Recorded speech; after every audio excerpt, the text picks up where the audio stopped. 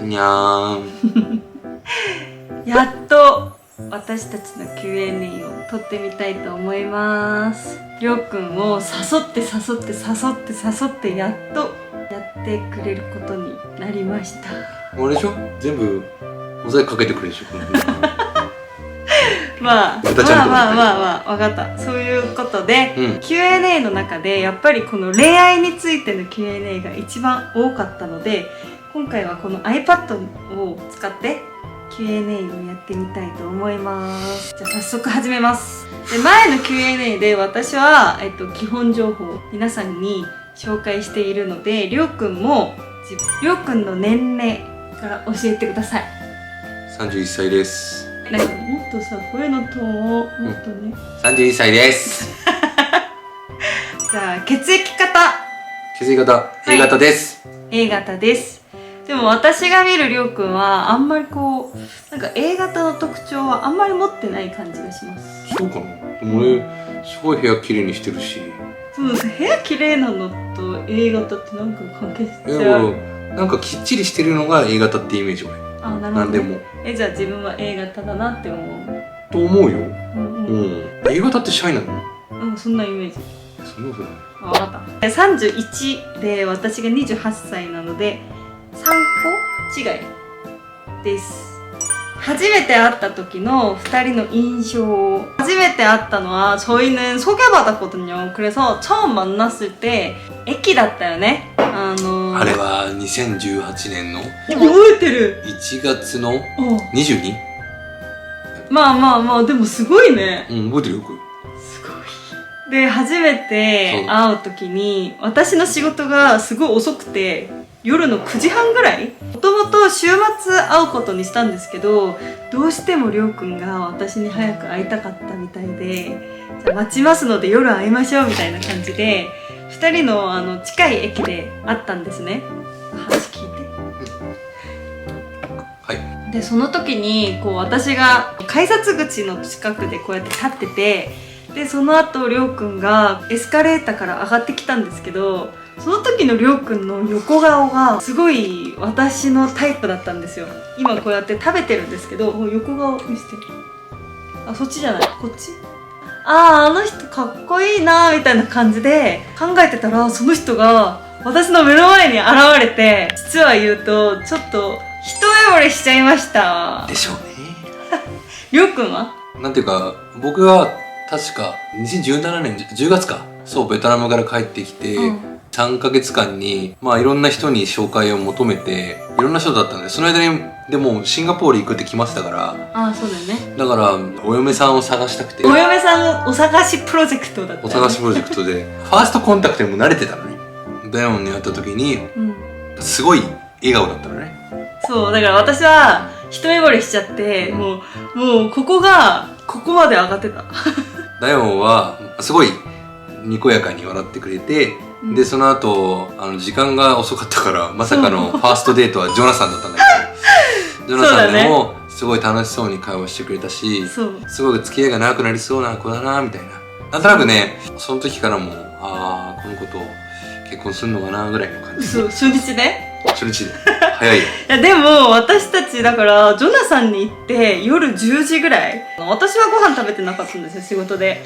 でご飯食べながら話をしてて、なんか話もすごく合うし、とにかく2人ともおしゃべり、ほぼ終電間際まで話をしたんですね。でその時になんかこの人すごい楽しいし、なんかこういう人と家庭を作るのはすごく楽しそうだなっていうのを初日にそれを考えちゃいました。じゃあ次の質問です。こっち見てね。はい、次の。怒られたんでもう食べません怒られてるところカットしてます。はい、次の質問は、遠距離はいつからどうやって始まりましたか？遠距離は遠距離はもう会う時点で私はりょうくんがシンガポール行くっていう話も聞いたんですけど、もう私一目惚れしちゃったから、別にそれはどうなるかわかんないけど付き合ってみたいなと思ってたんですよ。で私たち実は付き合ったのがもう本当その出会って次の日。次の日品川の水族館でアクアリウムでりょうくんがこ告白したんですけど。違うでしょ。いや、そうだけど。あ、そうだよ。そうだけど。だけど、その面白さかったのが、韓国人女性の特徴、とかを調べたんじゃん、で、韓国人は一回告白して絶対、あ、そう告白して一回は断ってくるって言ってたから、じゃあ一回目にとこうみたいな。絶対断られるんだろうなと思ったけど、私がすぐ受け入れたんだよね。あれあれで、りょうくんが私に、あれなんか韓国人は最初は断れるって書いてあったんだけど。ネットと違うの。まあいっかと思ってでも私は割とあんまりこう今私の気持ちをそのまま進むタイプ、だから別に私が今好きだから別に付き合って、この人と会わないなと思ったら、別ればいい、ちょっと軽いノリで付き合ったのもあったんですよね、結局遠距離が始まったのは、付き合って4ヶ月後からですね。そっからシンガポールと日本っていう遠距離が始まりました。2年間か、結局トータルで。トータル2年ですね。2年だね。すごいなんか長かったけど、今思えばあんまり長かった感じしないよね。全然遠くにいる感じもしなかったよ。そう、ちょっと遠距離のエピソードもあったんですけど、もう毎日りょうくんと電話したことかなって思います。まずシンガポールと、日本は時差が1時間あるんですよ。で家に帰ってきてご飯食べながら電話して、もう寝る前まで電話して、たまにはテレビ電話つけっぱなしで寝たりとかもしてたよね。いや本当いい時代だよね。でもなんかスカイプで画面共有してドラマを見たり映画を見たり、体は離れてるけどなんか毎日いる感じはしましたね。行く前にちゃんとお互いに毎日必ず電話をするとか、決まり事をね、関係を維持するためにも、そういうのは絶対しようねと。僕もね努力したし、ダイヤも結構努力したと思うよ。そう、私結構努力したね。特にダイヤなんか時差がある分さ、どうしても1時間早いわけで。そうだからもう寝る前も結局今一緒に寝たとしても私の方がもっと寝ない。そう1時間って言っても結構ね違かったよね。そうだね、はいということです。次早く次を求めてます、プロポーズ話。プロポーズも付き合って半年ぐらいで。もう半年だったよね。2018年だっけ。そう、2018年の、7月7日だっけ。あ、そうだね、七夕だったんで、確かにたまたま別に合わせたわけじゃないですけど、僕がマレーシアの出張でクアラルンプールだったんですけど、ダヨンも呼んだんですよ。そうしかもいきなり呼んじゃって、金曜日の夜の飛行機で行って日曜日の結構早めの昼間の飛行機だったから、滞在時間がなんと30時間しかいなかった。そうだね。マレーシア行ったことないから行ってみようかなみたいなノリで行ったんですよね。でクアラルンプール来てもらって、でダヨンが来る前日にツインタワーってあるじゃないですか。ツインタワーの2つ立ってるやつ、あそこの近くのルーフトップレストラン事前に夜行って、で店員さんと話をして、店員さんにプロポーズしたいから絶好のあれを作ってくれって言ってでお金はいくらでも払うからって言ってその前からね指輪をもう作ってたから、ダイヤが来て、そのタイミングに告白したって感じ。この指輪です。この指輪、しかもこの指輪はですね、りょうくんのお父さんがお母さんにプロポーズするときにあげたものなんで、あげたダイヤの指輪なんですけど、お母さんが僕の結婚したい奥さんにあげたいと昔からね言ってたみたいで、で僕が結婚したいって言ったら私のダイヤ使ってって言われて、ありがとうございますあ、安くすんだみたいな。ありがとうございます。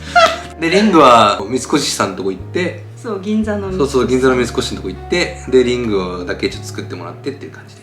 でもその当日すごい面白かったのが、これから夜ご飯行くからちょっとなんかおしゃれな服着てみたいな感じで言われて、でそのツインタワーで結構長い時間時間滞在潰したね、したんですよ。でいつ行くんだろうなと思ってもずっとこう携帯で誰かと連絡をしててどうしたんだろうなとか思ってたんですけど、その店員さんに連絡をしながらね、なんか顔がどんどんねすごい真剣すぎて、いつその時いつ OK なんだよと思ってそう誰もいない時に私を連れて行くためになんかこうずっとこう店員さんと店員さんにいろいろ交渉してて、そうそう窓際で一番いい席をくれってそういうのもやってたの？でずっとやり取りしてた。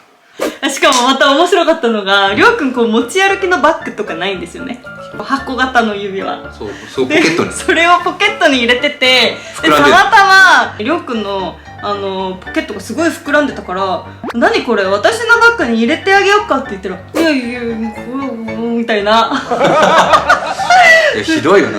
いやだってなんて言ったと思う？なんて言ったと思う？思んない。そう膨らんでるねって言われて、私バッグ入れてあげる。あ、大丈夫よって言ったら、わざわざそんなもん持ってくるからそういうことなんだよみたいな言ってない言ってた。言ってそういうことになるって勘違いしたと思うけど、あれは別にエアポッツじゃなくて、あーイヤホンだと思って、そうイヤホンだと思ったみたいで言ってくるだから私のバッグあるから入れていいよって言うのに、なんかうわこれはもうなんかで後で気づいたんですけど、マレーシアのツインタワーって日本と韓国が一本ずつ作ってるんですよ。そうあ、よかったなと思ってなんか。そう、日本韓国、そう日韓夫婦のそう私がありがとうございますみたいな感じでこう指輪をもらって、そこからもう婚約状態になったんですけど、うちの家族はりょうくんまだ1回しか会ったことなくて、父はもうダヨンが好きならいいんじゃないのって言ったけど、うちの母はねすごい心配で眠れなかったみたいで、結局私姉がいるんですけど、姉と一緒に私をこう説得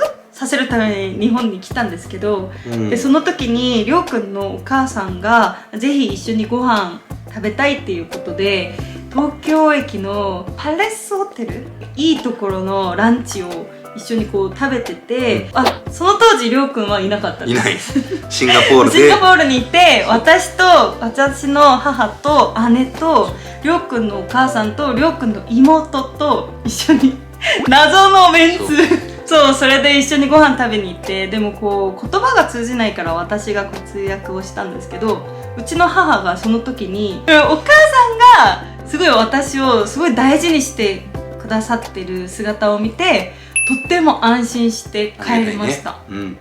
なのでりょうくんを見て安心したっていうよりかは、お母さんを見て安心したっていう、でもりょうくんの家族その時りょうくん以外全員あったんですけど、もうとにかく安心して優しいもんね、うちの家族ね。そうすごく優しいんですよ、私が一人暮らしで病気になった時に私の家までもう健康食品デリバリー。そう本当にお世話になってます。この私たちが遠距離で結婚できた理由の一つにもあって、りょうくんの家族が私をもうフルサポートしてくれてたんです。家族全員で囲った感じ。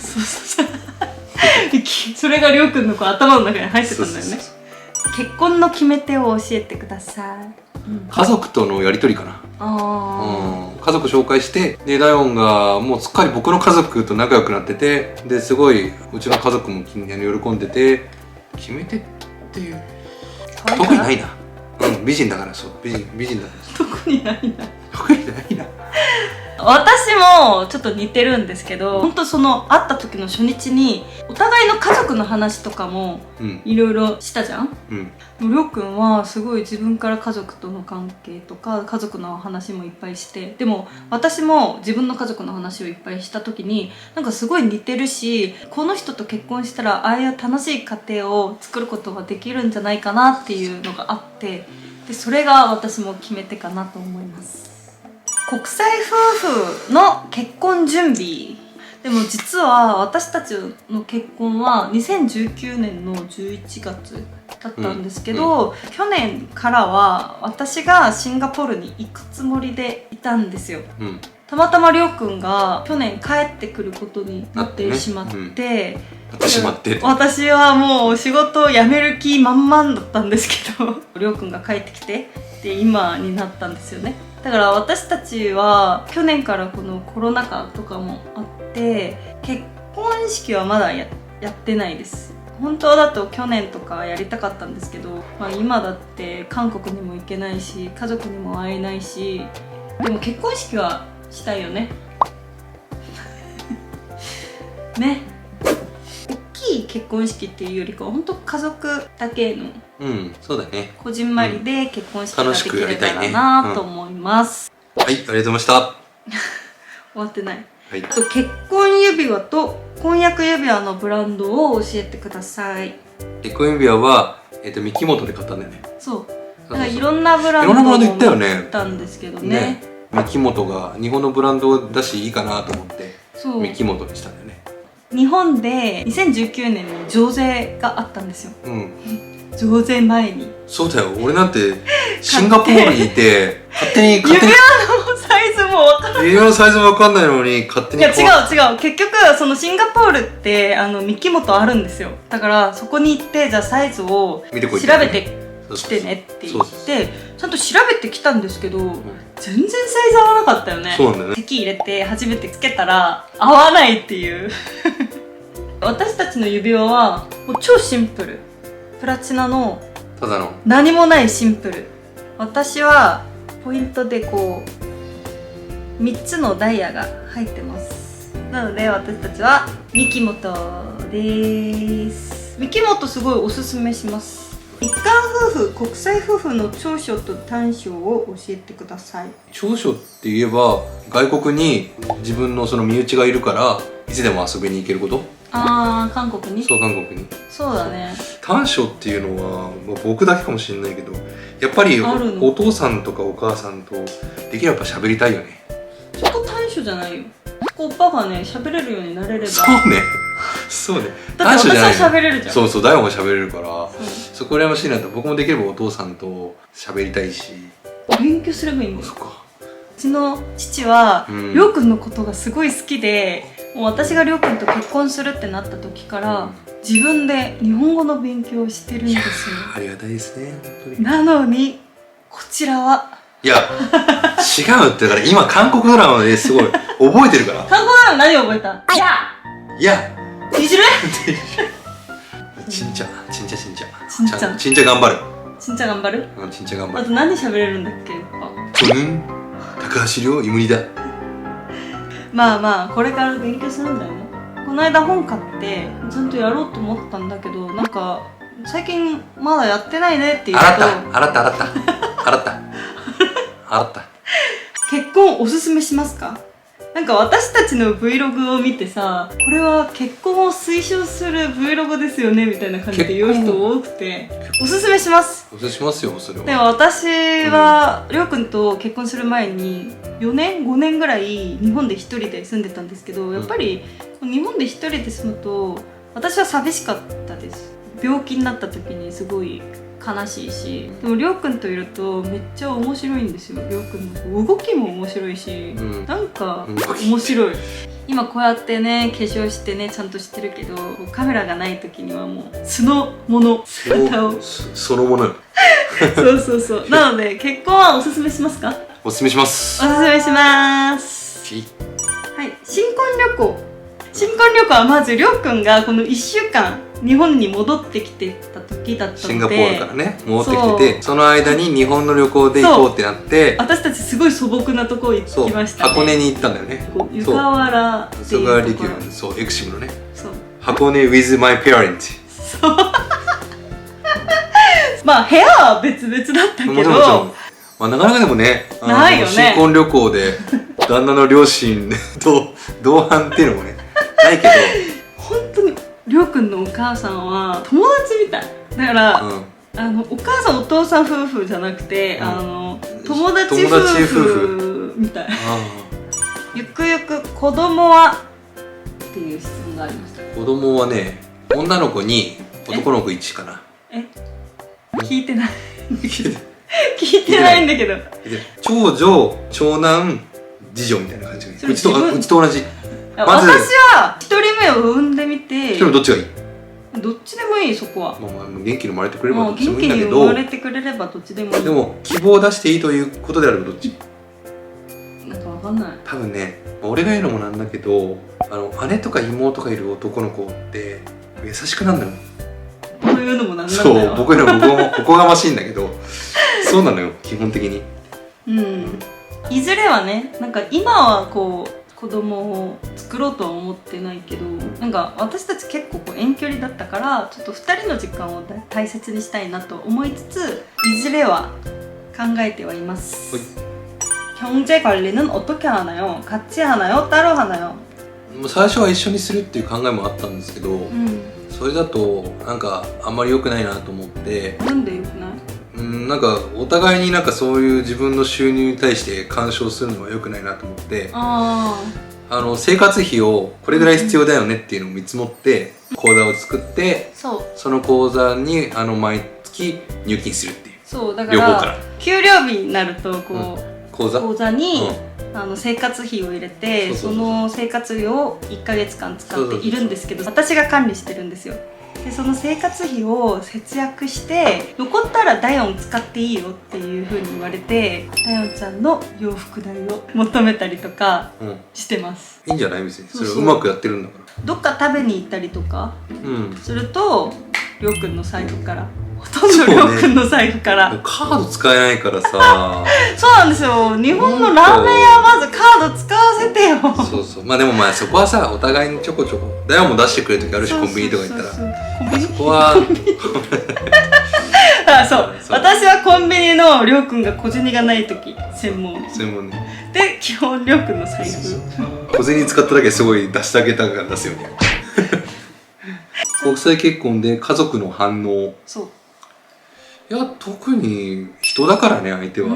結局ね、人なんですよ。そうそう。母とか父さんはなんか初めてダウンと会った時もすごいお嬢さんでっていう話で、全然お付き合いには賛成みたいな感じだったから、まあ結婚の時もちゃんと幸せにしてあげるんだよみたいなこと言われて、すんなり特になんもない。逆にだからダヨンのさっきの話じゃないけど、ダヨンのご両親の方がちょっと心配だったんじゃないかなと思って。自分の父と母は話が通じてこう同じ韓国人の方がいいんじゃないのとか言ってたけど、こう初めてりょうくんがシンガポール行く前に初めて韓国に行ったんですけど、超緊張したお父さん怒ってんのかなと思って。りょうくんなんかすごい緊張してて、そう、お父さん初めて会った時にすごい貫禄ある方だからさ、すごい終わったなと思ってそうでもその時りょうくんが、私は知らなかったんですけど、こう Google 翻訳を使ってお父さんお母さんへの手紙をハングル文字に全部写して、初めて会った時にそれを発表したんですよ。そうそう、カタカナでね、カタカナでこう読んだんですよ。예를 들면 저는 다영이와 꼭 결혼을 하겠습니다。まあまあいいよ。その時うちの家族すごい感動してさ。本当に。まあでもね、あの時は中途半端には会いたくないと思ってたから、もうあの時に結婚するつもりで付き合ってるんで覚悟してくださいぐらいの感じの内容だったね。だから結局うちの家族は最初は韓国人の方がいいんじゃないみたいな感じで言ったけど、結局りょうくん合わせた時にいい感じだったな。そう思う。また落ち着いたら会いに行くんで、お母さん。お母さん会いに行きます。ちょっとここでしかね、日本語で言えないんでね。そうだね。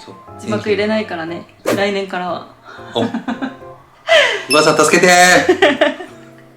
うちの家族と夫の会話。うちの母と父は私が常に通訳をして。そうだね。だけど姉とか姉の旦那さん、弟はもうみんなで英語で喋ってます。基本英語だね。そう。そこは私が通訳をしなくても英語で話をしてるので、すごい楽だなと思ってます。日本でのデートコースを教えてください。高島屋高島屋のゴールドカードを使って、駐車場代を安く済まして。いやでも本当に東京は駐車場がすごい高いから、そういうなんかね、国店とかでそういう駐車場代を貸した方がいいですよ。そう、なので私たちは新宿、あと二子玉川、あと横浜、あと横浜ですけど、一番行くところは新宿かな。新宿高島屋多いね。でもあれですよ、ちゃんとその分買い物してるんですよ。そう、ちゃんと高島屋にも貢献してますので。売り上げに貢献してるから。売り上げに貢献してます。いつも買い物とか全部高島屋で。そうだね、お歳暮とかも基本高島屋だし、誰かへのギフトも大体高島屋で買うし。りょうくんはこう皆さんがこう行ってほしいって言ってた目黒川とか新宿の新宿御苑とか、こう人が多いところに行くとなぜかテンションが下がるんですよ。人が多いとこ行ってテンション上がる人いないと思います。いやそれはそうなんだけどさ、せっかくのデートだから。いやでもね、ダイホンは毎回僕が具合が悪い時に言ってくるじゃん。皆さん目黒川行きたかったんですけど、3年前ちょうど今頃こう桜の時期にね目黒川行った時にりょうくんが風邪ひいててすごい体調悪いけど、もう来週からもうシンガポールに行っちゃうから、もうあなたと一緒に桜を見るのは今しかないと思って無理やりに連れてって超喧嘩したよね。超喧嘩して超悪化したよね、その後。なので皆さん、私は目黒川には行きたくありません。そう嫌な思い出がない。パパがね帰るとか言って、私帰っていいよとか言ったら本当にね帰ったよね。本当に帰ったね。まだ戻ってきたけど、戻ってこさせたんでしょ。ダヨンの手料理の中で好きな料理は？まずビーフシチューあとキムチチゲ、あとカレーかな、やっぱ。ちょっとあれ全部定番かもしれないけど。いやでも定番すぎるんだけど、カレーはやっぱね美味しいね。週1でカレー食べてるもんね。週1で食べてる。だからカレー作った方が私週1でカレーって考えると、カレーって2日3日ぐらい持っちゃうから、ほぼカレー食べてんだよね、毎週。カレーはだってこれぐらいでっかい鍋に作るから、そのカレーを作るためのでっかい鍋を買ったんですよ。そうあとりょうくんね、キムチチゲとか辛いのすごい慣れてきたよね。そうだね。私と結婚して、2人は喧嘩しますかっていう。喧嘩するよね。する。てか、私が一方的に怒ってりょうくん怒られる？さ、韓国ドラマ見て思うんだけど、韓国の女性っていうのは劇場型なのかね。いや見ててさ、劇場にさせシャーキャーとか言って言うじゃん。あれ見てて、やっぱり私もそんな感じ？いや、そうじゃんそうじゃん。つっててピングーみたいな。いや違う。だからそれはりょうくんが私を怒らせるじゃん。だから怒らせる行動をするから私が怒るんだよ。まあね、分かってるんだけど、もうほら怒らせる行動だってこっちが良かれと思ってやったことがさ、いやいや、やっぱそれはないと思う。まあとにかく私たちこれぐらい仲いいんですけど、これぐらい喧嘩もしてます。喧嘩しますよ。だけど、1日で仲直りするよね。そうだね、大体仲直り。長くても2日行く。いや、行かない1日以内に仲良くなる。てか私がね手伸ばすんだよね。あ、そうだね、手伸ばすっていうか、だってダイモンが怒ってるだけなんだから手伸ばしても何も別に僕は怒ってないし。怒らせないでったから、まあ喧嘩もしてます。そうだね。はい、以上です。見ていただいてありがとうございました。いや、ご覧いただきましてありがとうございました。どうでした？今回の Q&A やって皆さん、これ始まる前にりょうくんがこんなに喋ると私思わなかったです。夜からにはちゃんと喋ってあげるよ。その間早く終わるじゃん。りょうくん早く終わるじゃん。でも本当にね、りょうくんは初めて会った時とか久しぶりに話をしてすごい懐かしかった。しかもりょうくんがこの2018年1月を覚えてる時点で私はもう感動してます。그리고 저희 브이로그 진짜 매일매일 이렇게 재밌게 봐주시는 구독자 여러분들 너무너무 감사합니다. 고맙습니다. 좀 뵙겠습니다. 감사합니다. 감사합니다. 그럼 여러분 좋은 하루 보내시고 저희는 또 다음 영상에서 또 만나요. 안녕. 잘 자요. 잘자. 오야스미나사이. 잘 자요. 네, 맞다네. 잘 자요.